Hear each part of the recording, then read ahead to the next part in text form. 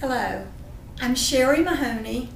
I'm a registered dietitian and I'm the Director of Nutrition at Mayo Clinic.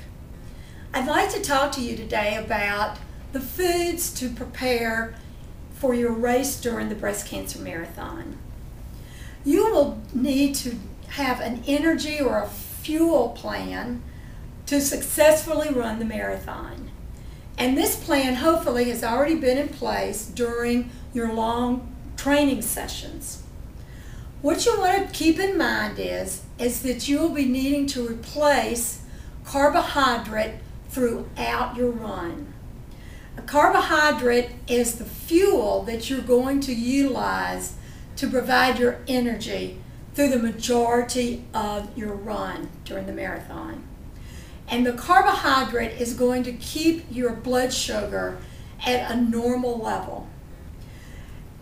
According to the amount that you've eaten over the last few days is going to be an indicator of how much carbohydrate or stored carbohydrate you have in your body to pull from to get you through the race.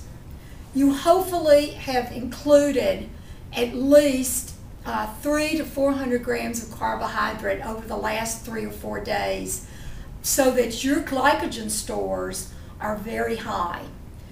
The glycogen is being stored in your muscle and in your liver, and it is going to be the source of energy that is going to convert to glucose so that you'll have energy throughout this race. Now, once you start running, you're going to have about a 60 to 90 minute window to have your own source of carbohydrate. And once you utilize that, your body's going to be dependent on you taking in something. So I always recommend after about 30 minutes into the run, you start taking in more carbohydrate. Your choices for your foods are going to depend on how you're going to transport these foods. Some people prefer to wear a fanny pack, and then some people prefer to put their foods in the pockets of the marathon clothes they're wearing. So your food choices may range from some small packs of some dried fruits. It may include even some fresh fruit. It may include pieces of bread.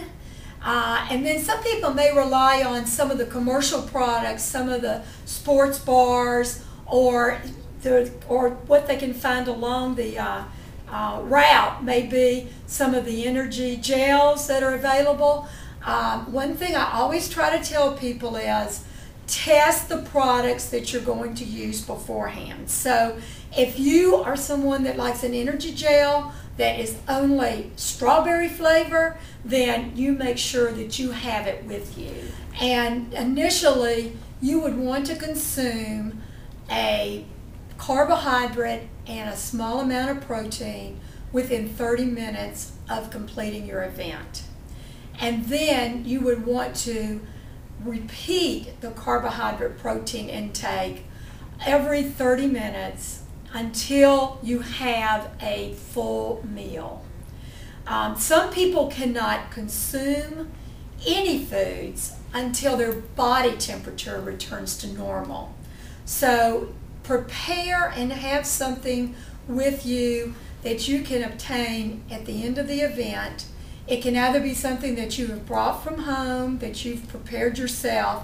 It may be a small sandwich that is a low-fat meat or even peanut butter. It could also be a commercially prepared bar that already has an amount of protein and carbohydrate that's made for recovery. There's also some beverages that are commercially prepared, but one of the favorites of runners is chocolate milk. Interesting. Really?